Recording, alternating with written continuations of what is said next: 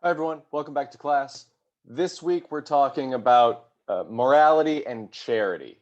Specifically, we're talking about the paper Famine, Affluence, and Morality by Peter Singer, who is a philosopher who has defended utilitarianism. But this argument that we're looking at is designed to apply more widely. So it's not just supposed to appeal to utilitarians. And last week, we talked about sort of real world issues. We talked about a couple real world morality issues.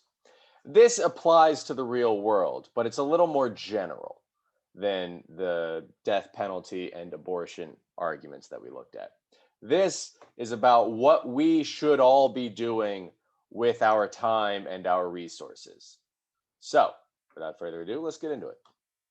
So, Singer's argument that he presents in this paper is called, and we're going to call it, the drowning child argument. He starts with this sort of hypothetical case where a child is drowning, asks what you should do, and then starts to draw sort of broader moral conclusions about what we should be doing just in general. So, before we get into the argument, I want to go over a couple background assumptions that Singer is presupposing. These are sort of implicit premises to his argument. They're assumptions that he's making that he says he's not going to argue for.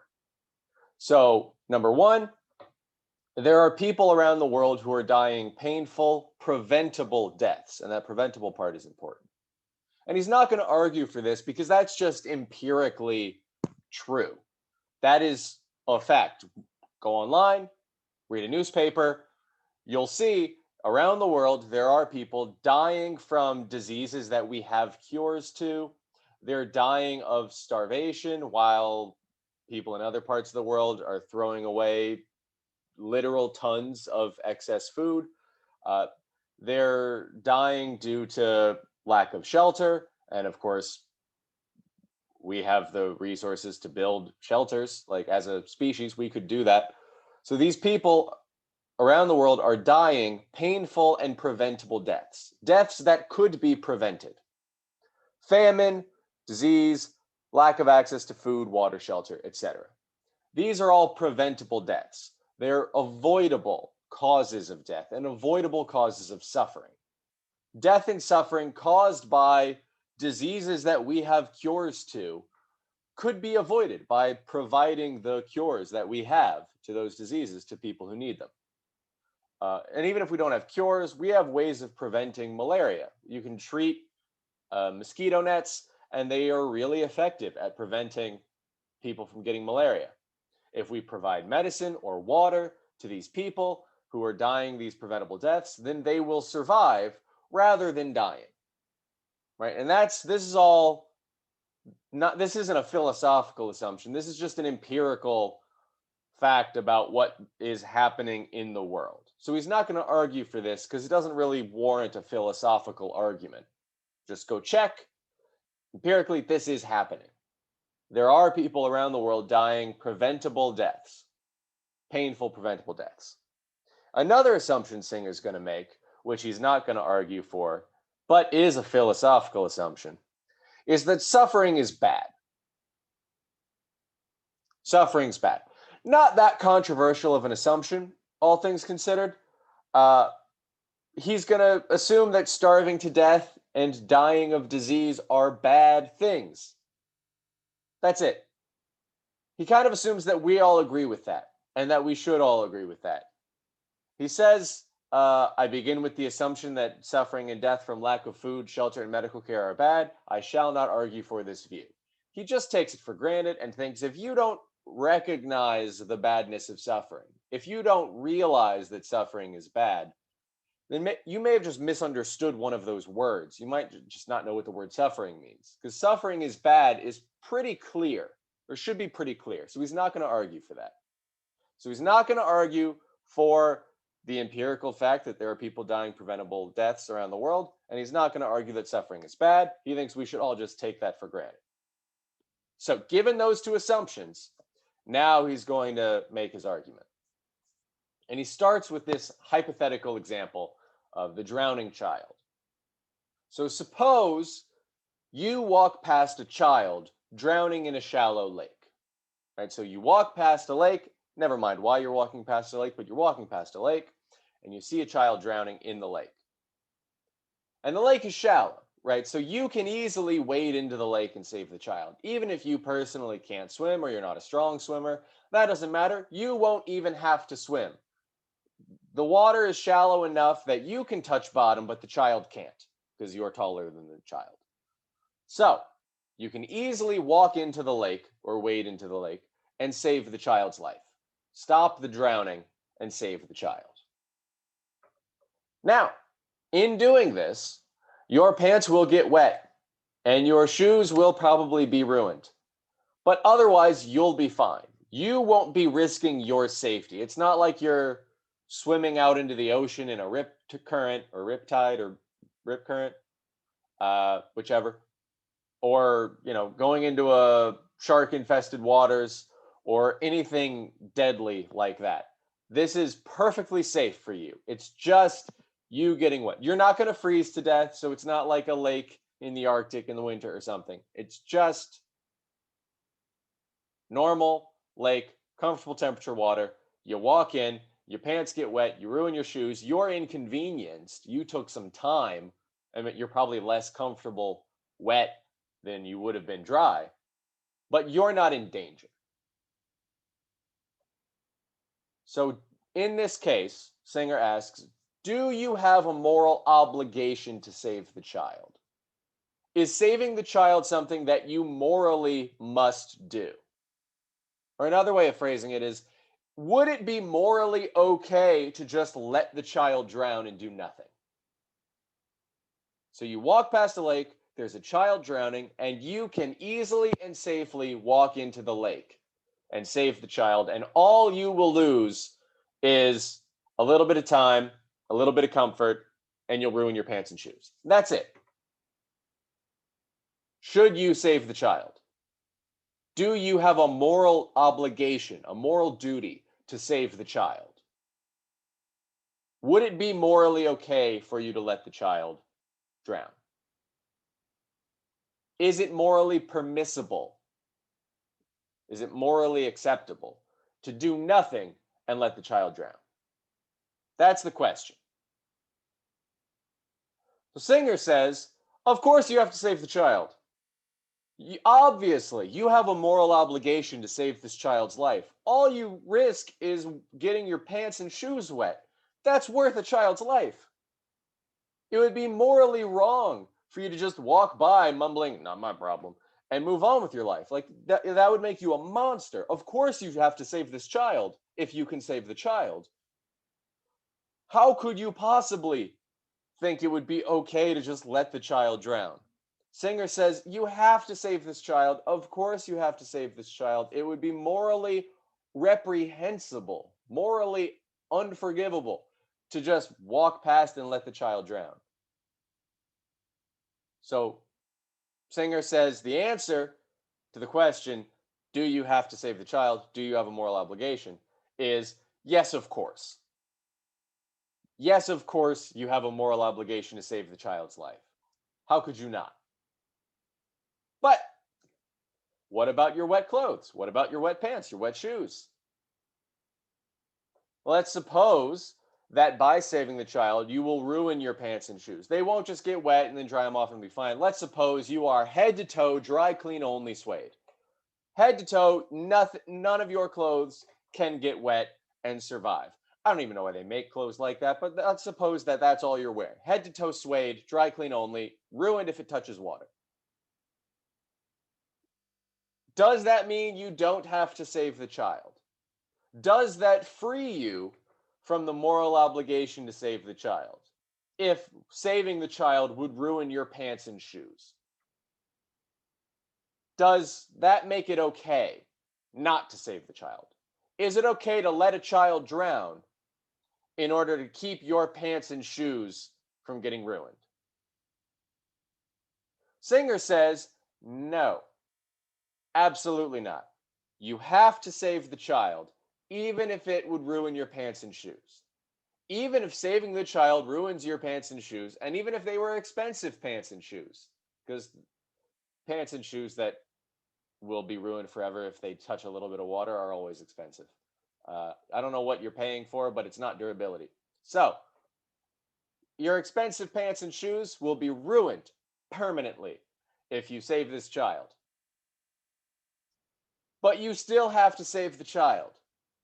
Singer says ruining your pants and shoes is a sacrifice. Granted, having to give up your expensive pants and shoes in order to save this child's life is a sacrifice that you make. You are sacrificing your belongings, not all of them, but some of your belongings, in order to save this child's life.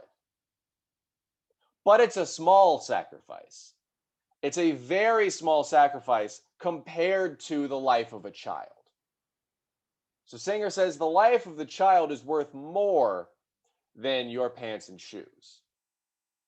You aren't giving up anything as valuable as the child's life when you give up your pants and shoes.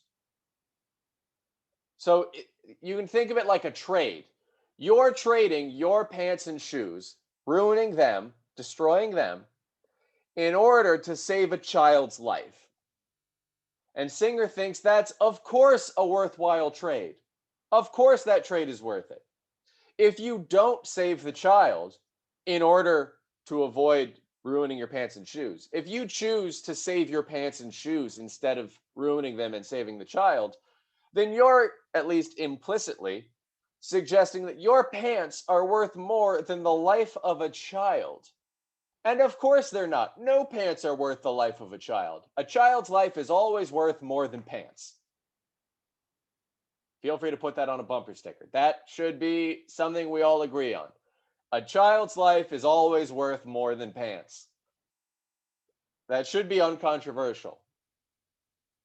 And Singer says it might make you a little less happy to have your pants ruined. Maybe you really liked those pants. Maybe they were a gift. Maybe you just got them. Maybe they were really expensive. Maybe ruining them will make you sad for a long time. The child's life is still worth more. The child needs to be saved, even if it ruins your pants. You have a moral obligation to make this small sacrifice of letting your pants and shoes get ruined in order to save a child's life. The things you're sacrificing, pants and shoes, are not worth as much as the child's life. So you do have a moral obligation to make this small sacrifice. You have a moral obligation to save the child's life. Wade into the water, ruin your pants and shoes in order to save the child's life. Because you are giving something up. You're giving up your pants and shoes, which you like a lot. But what you're giving up is not worth nearly as much as this child's life is worth. And so you have to, morally, you have to make that sacrifice. You have to make that trade. Ruin your pants and shoes, save the child's life. So that means, and this is the conclusion here, or the conclusion of this sort of little section of the argument. You have to save the child, even if it means making sacrifices. As long as you don't sacrifice anything as valuable as the child's life, you have to save the child. So small sacrifices do not get rid of your obligation to save the child's life. You morally must save this child's life, even if you have to make small sacrifices, like ruining your pants and shoes. Now, if you had to sacrifice like the lives of 12 children to save this one child, then definitely don't do it. Or at least probably don't do it. No, definitely don't do it. Don't sacrifice 12 children to save one child. That's a bad trade. But pants and shoes, come on. Sacrifice your pants and shoes, save the child's life. Pants and shoes are not worth nearly as much as the life of a child. So you have a moral obligation to make that sacrifice. So you have to save the child, even if it means making sacrifices. As long as what you're sacrificing isn't worth as much as a child's life, you have to make that sacrifice. Now, so we talked about what if you ruin your pants, what if you have to make a small sacrifice, and Singer says, in that case, you still have to save the child's life. But what if other people can help? Does that matter? What if there are other people standing around the lake doing nothing? They could also save the child, but they're not saving the child. They could wade into the lake, but they aren't wading into the lake. And this is, if you know anything about the bystander effect, this is apparently a real world phenomenon that happens frequently.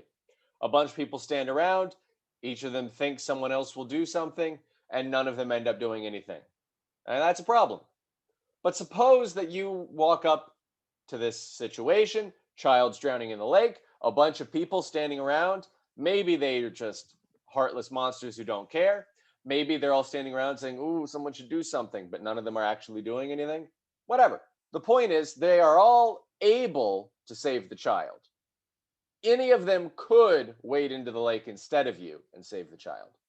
But none of them are doing that, and none of them are going to do that.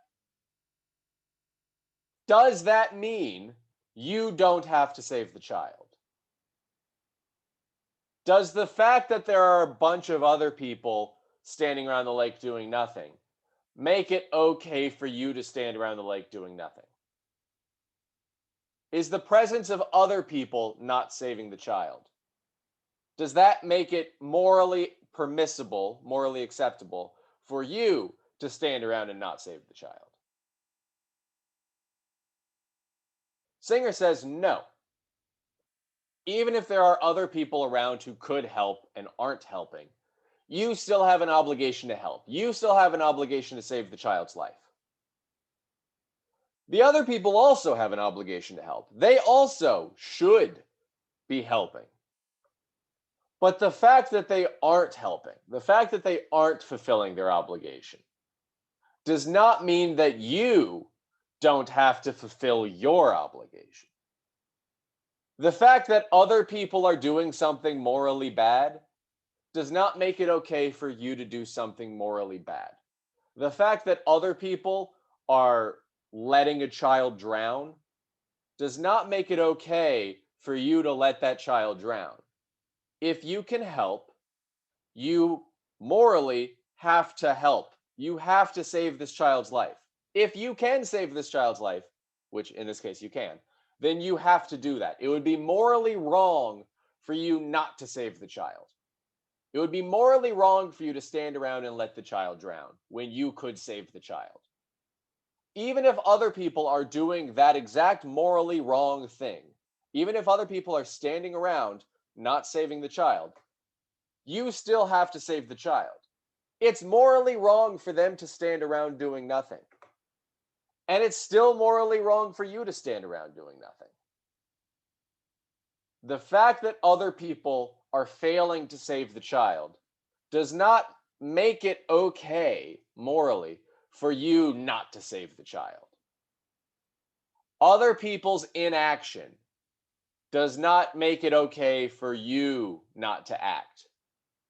Other people failing to save this life doesn't make it okay for you to fail to save the life. And this is so Singer first makes the point you have to save the child's life, then says even if you have to make a small sacrifice, you still have to save the child's life.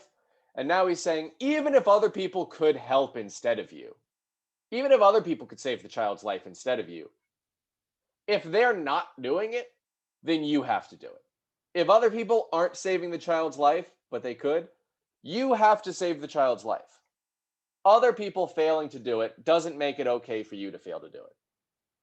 Other people doing something morally wrong doesn't make it okay for you to do that thing. It's still morally wrong for you not to save the child. You still have an obligation to save the child. Now, does distance matter? In the original drowning child case, we said you're standing right by the lake. But what if you were farther away? Does it matter how far away the child is? Suppose the child is thousands of miles away, and you can save them from drowning by pushing a button. Maybe the button drains the lake. Maybe the button drops like a claw machine arcade game style claw and pulls the child out, whatever. Imagine it however you want. The point is, you're standing here with this button, and thousands of miles away, there's a drowning child. If you push this button, the child stops drowning and the child lives. By pushing this button, you will save the child's life. But if you don't push the button, then the child drowns, the child dies. And nothing else happens. Like, this isn't a trolley problem where, oh, if you push the button, you save the child, but then 5 people die. Nothing like that. It's just you either push the button and the child lives, or you don't push the button and the child dies, and that's it. In that case, do you have an obligation to save the child? Do you have a moral obligation to push the button and save the faraway child's life? Singer says yes. Yes, you still have an obligation to save the child's life, even if the life is far away. How far away someone is from you doesn't change whether or not it's okay to let them die. 10 feet away from you, 1,000 feet away from you, 1,000 miles away from you, doesn't matter. Letting someone die for no good reason is morally wrong, no matter how far away they are. It would be weird to say it did matter how far away they are. Like, okay, I am morally obligated to save everyone within 100 feet of me who's drowning. But if you're 101 feet away from me, you're on your own. Have fun dying. Like, that would be weird. It'd be really weird to say there's a strict limit on literally how far away from you your moral obligations go. Like, up 1 mile out, I promise not to kill anybody, but a mile away, I'll kill you at the drop of a hat. Like, it'd be weird to say your moral obligations change just based on distance, just based on how far away from you someone is standing, or how far away from you someone is drowning. Singer says that's clearly not right. Like, the idea that distance affects whether or not you should save a life is clearly wrong. It does not matter, Singer says, how far away from you the child is. If you can save the child, then you have a moral obligation to do so. It is morally wrong for you not to save the child. It is morally wrong for you not to save the child, even if that child is far away. Even if the child is far away. So distance makes no moral difference. The distance the drowning child is from you doesn't make a difference to whether or not it's morally wrong to let them drown. It's still morally wrong to let them drown no matter how far away from you they are. If you can save the child, you push a button or whatever, and save the child's life, it's morally wrong for you not to save their life. You have a moral obligation to save their life. So, we've established if you walk past a drowning child, you have to save the child.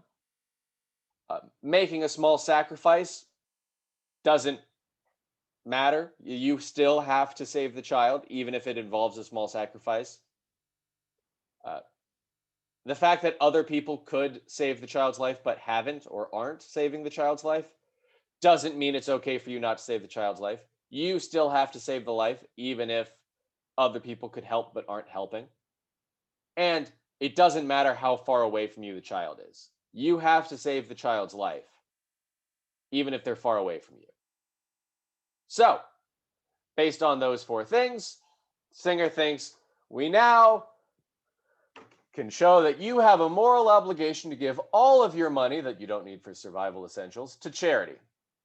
Life-saving charities. All of your money, all of the resources that you can spare that won't kill you to give up, you have to give up to save lives. You have to give that money to charity.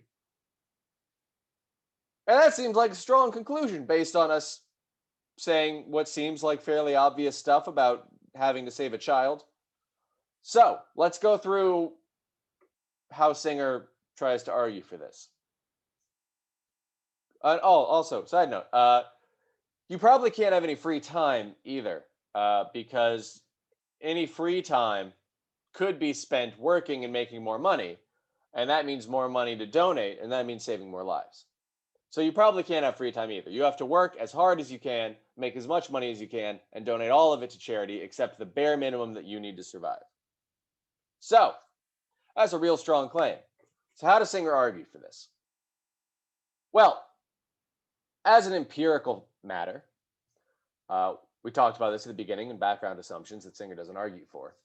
Around the world, there are people, children included, dying from preventable diseases, and dying from famine, and dying from lack of clean water, and so on. Preventable causes of death. By donating money, you can save the lives of some of them. You won't save all of them, but you'll save some of them. Donate money to Doctors Without Borders, or to malaria net charities, or to famine relief, sending food and supplies to regions undergoing famine and war and whatnot. You will save lives. You give money to these charities, lives will be saved with that money. You will have less money as a result. But as long as you have enough money to live on, you haven't given up anything nearly as important as a child's life. Whatever money it takes for this charity to save a child's life, you aren't going to spend that money on anything as important as a child's life. Let's say it's $1,000. Let's say it's $10,000. What are you going to buy with $10,000 that is as valuable as the life of a child? Probably nothing. I don't. What could you possibly buy? A car? That's not. You having a car isn't worth as much as a child's life. Down payment on a home, not worth as much as a child's life. Renovating a home, not worth as much as a child's life. Having a slightly better apartment over the course of 10 years, not worth as much as a child's life. Nothing you can spend the money on is going to be as valuable as a child's life, unless you're keeping yourself or your family alive with that money. If you give away, the money that you and your family need to afford food to live on, and your family starves to death as a result, then you've given up something as valuable as a child's life. You've given up lives. But if it's new clothes, or a nicer apartment than you strictly speaking need, or if it's taking Uber and Lyft rides instead of using the subway or walking, or going on vacation, or whatever it is, it's not worth as much as the life of a child. And so if you donate all the money, except what you need to survive and keep you and your family alive, if you donate all the money,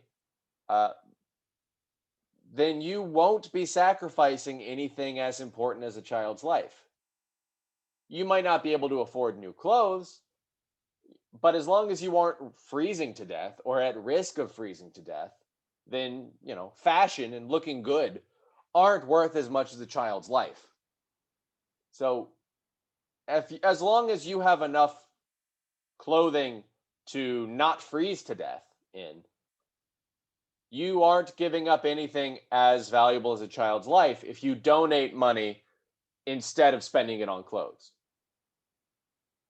The vast majority of what we buy is not a life or death good.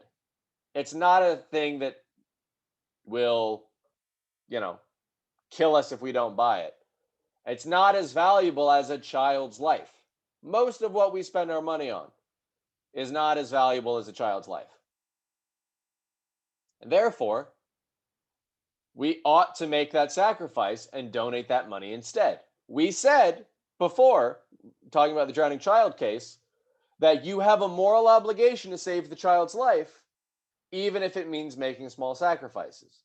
as long as the sacrifice you're making isn't worth as much as a child's life, you still have a moral obligation to do it. And the vast majority of what we buy is not worth as much as a child's life. So, if we can donate that money and save lives with it, we have an obligation to give up whatever we would have spent that money on and not have it making that sacrifice and donate that money to life-saving charities instead. We have a moral obligation to donate the money instead of spending it on ourselves. That's a sacrifice, but the things we are giving up by donating that money instead of spending it on ourselves, those things are not worth as much as a child's life. So, based on what we said before, we ought to make that sacrifice and donate that money instead. It would be morally wrong not to. And you're not the only one who could donate.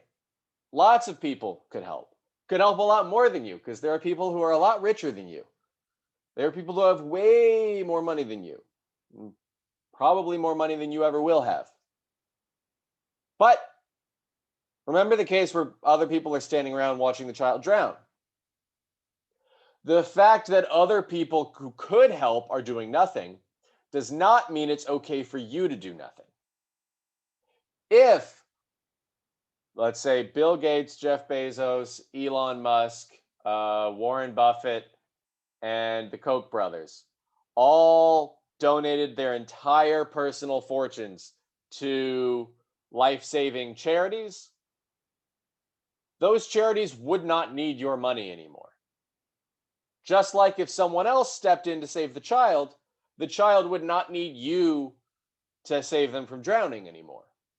If other people helped, you would no longer need to help. If someone else saved these children's lives, then you would no longer have to save the child's life. But as a matter of fact, they aren't doing that. That isn't happening.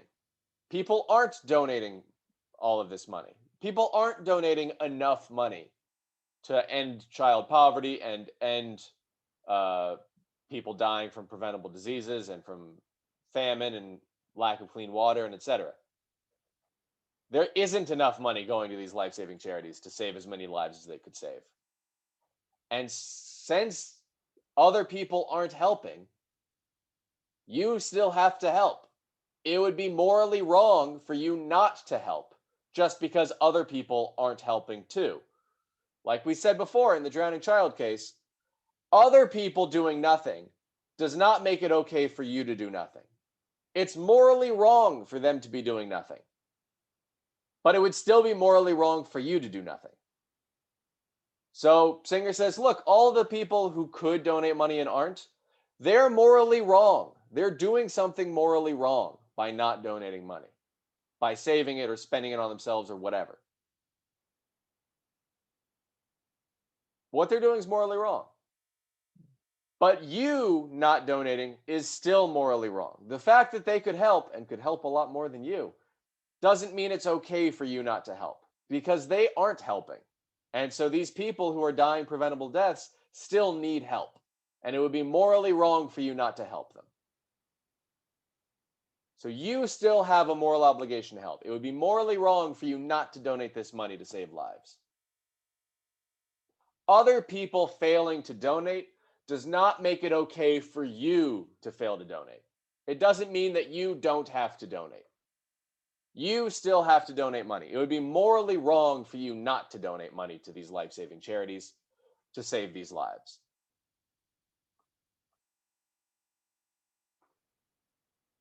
And remember, these people are far away from you, but distance doesn't matter.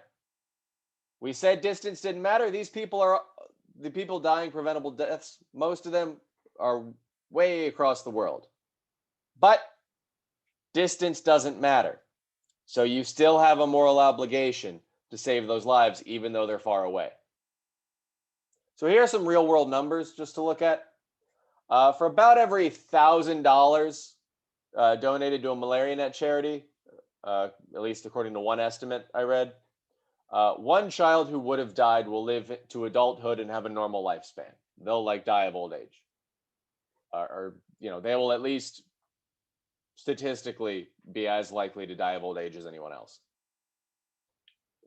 So every $1,000 donated to a malaria net charity, a child who would have died in childhood lives to adulthood.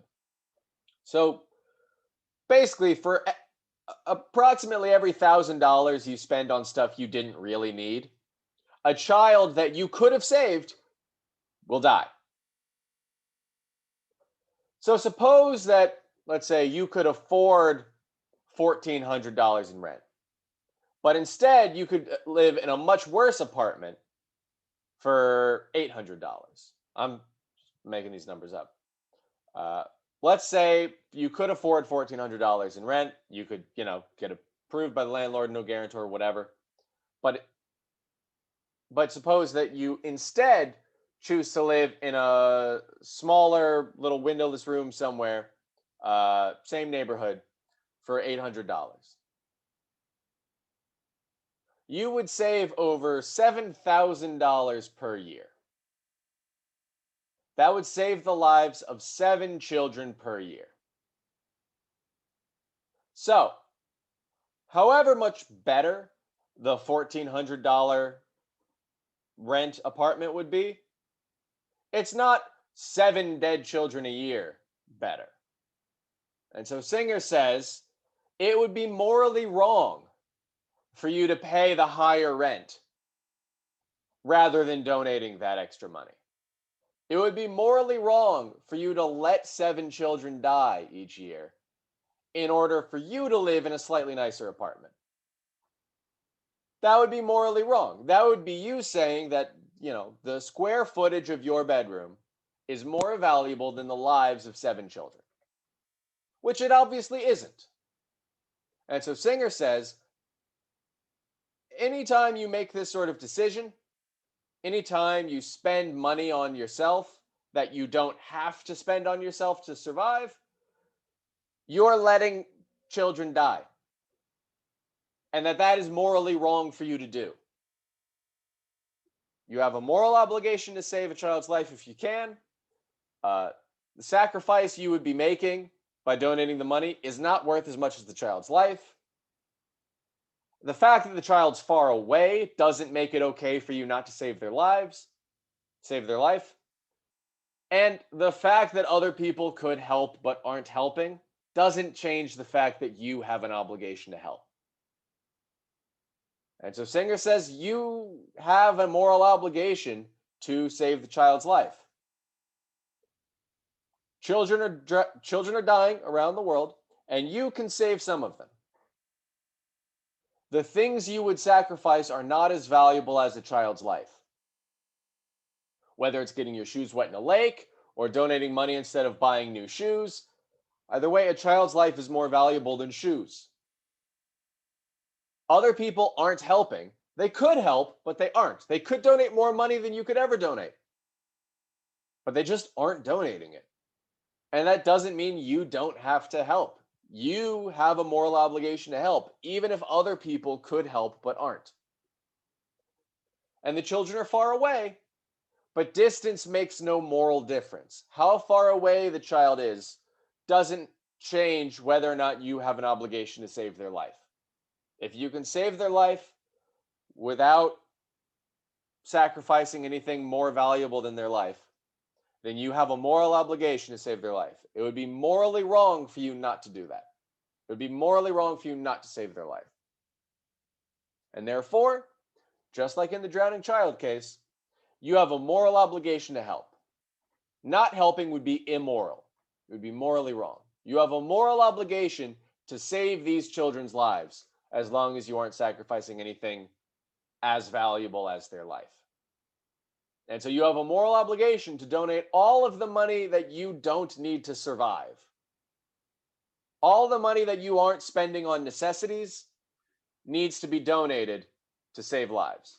That is your moral obligation, according to Singer. It is morally wrong for you not to donate the money. And therefore, it is immoral to spend money on non-essentials. Anytime you spend money on something you don't really need, and that includes, probably owning more than one pair of shoes, non-essential because you can only wear one pair at a time. subscriptions to Netflix, Hulu, Disney Plus, HBO Max, whatever, that's not making the difference whether you live or die.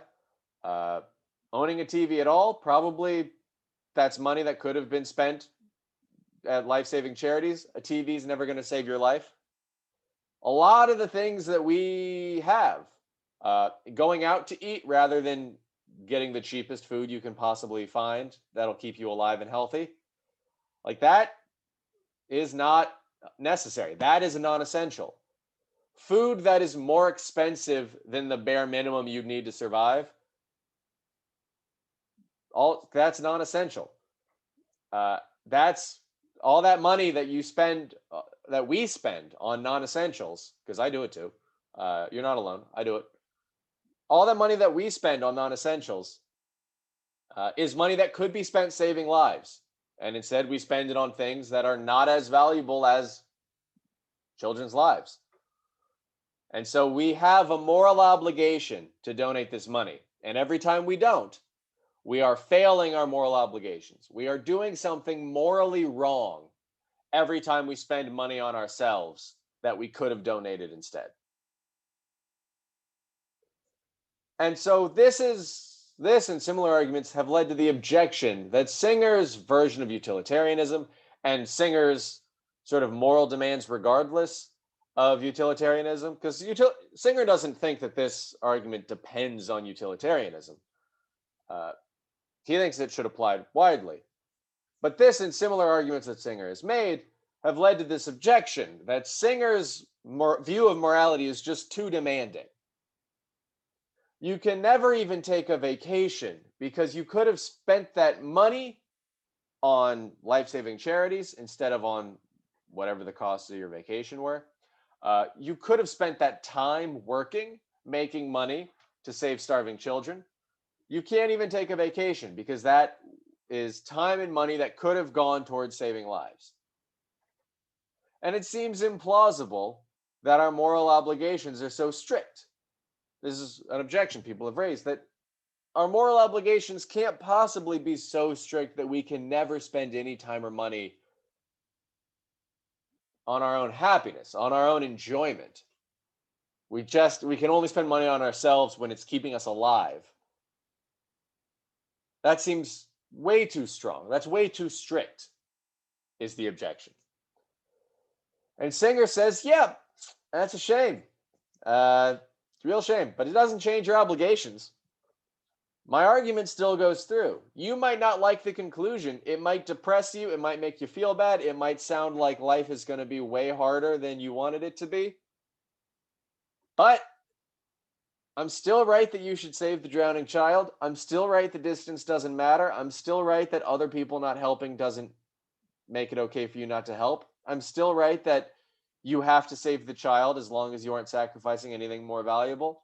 And as long as I'm right about all that, you have a moral obligation to donate all of the money that you can spare to life-saving charities. People are dying, and not helping them is immoral. It's morally wrong not to save their lives when you can. You have a choice between enjoying luxuries while children die or living a less comfortable life while those children live. And it's given those two choices, it's morally wrong, Singer says, for you to choose luxuries and children dying.